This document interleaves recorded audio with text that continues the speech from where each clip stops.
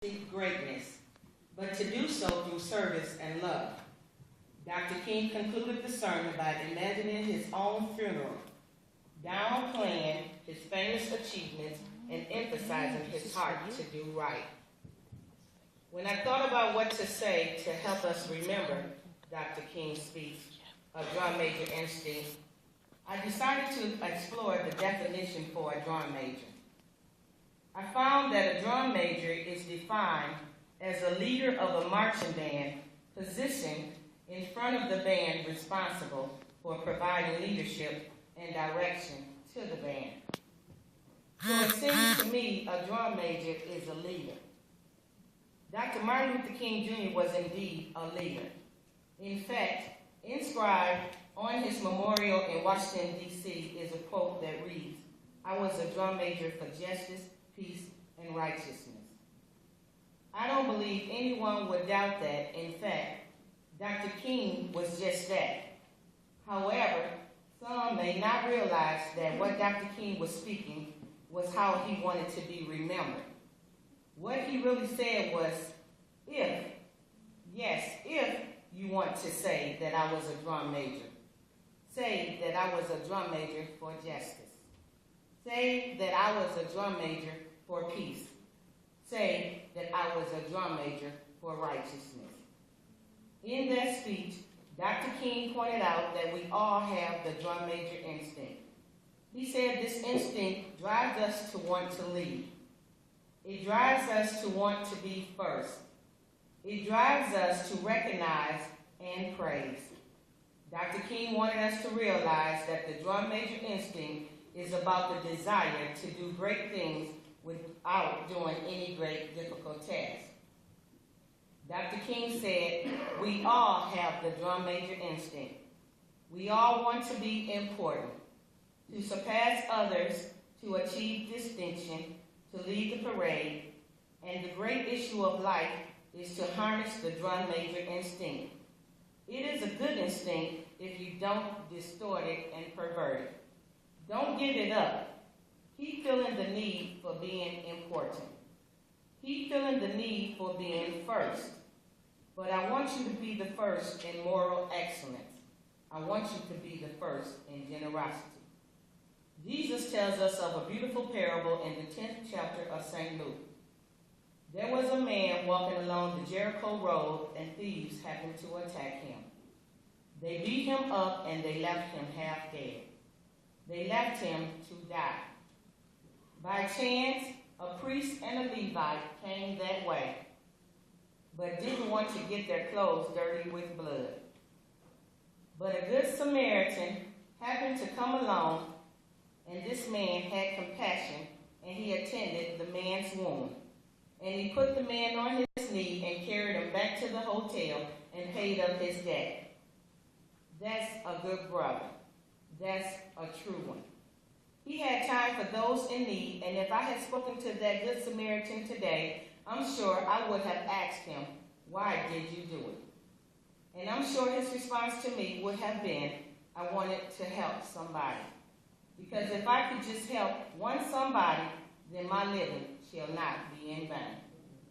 The first question which the priest and the Levite asked was, if I stop to help this man, what will happen to me?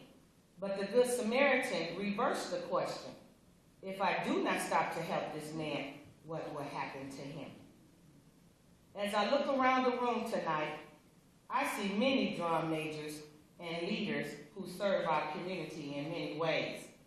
I see the drum major for peace, the people who want all cultures to live in peace. I see drum majors for righteousness, but most of all, I see good people who want to serve. All great leaders are the ones who serve others without thinking of personal gain. Dr. King had the ability to precisely say what he meant with an enormous impact. Dr. King was not an attention seeker. He was not a puffed-up drum major. He was not conceited, arrogant, nor was he a man full of himself. He was a very humble man.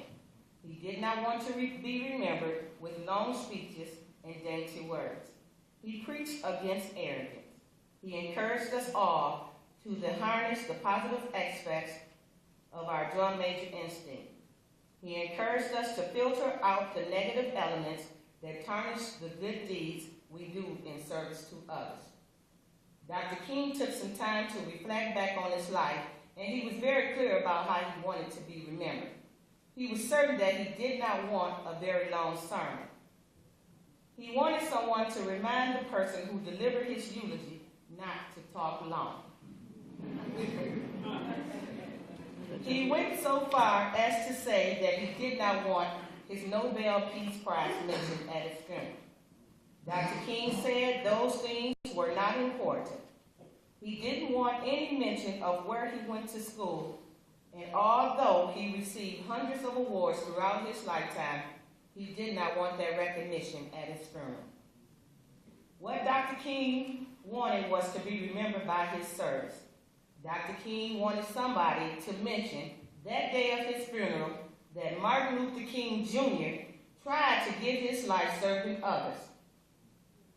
Are you serving others? He'd like for somebody to say that day Martin Luther King Jr. tried to love somebody. Are you showing love today? He would want somebody to say that day that he tried to write for water. For somebody to be able to say that day that he did feed the hungry. Have you fed the hungry? And he'd want somebody to be able to say that day that he did try in his lifetime to clothe those who were naked. Have you clothed the naked? Dr. King wanted somebody to say on that day that he did try in his life to visit those who were in prison. Have you visited the prison? He wanted somebody to say that he tried to love and serve humanity. Yes, if you want to say that I was a drum major. Say that I was a drum major for justice. Say that I was a drum major for peace. Say that I was a drum major for righteousness. And all of the other shallow things will not matter. Dr. King say, I won't have any money to leave behind, and I won't have the fine and luxurious things of life to leave behind. But I just want to leave a committed life behind, and that's all I want to say. In closing, I wonder how we would want to be remembered. Are we drum majors for justice? Are we drum majors for peace? Are we drum majors for righteousness? Let us leave this place tonight with a strong resolve to help somebody in need, to love someone, to be kind to one another, and to always be thankful for the blessings that are bestowed upon us. Amen.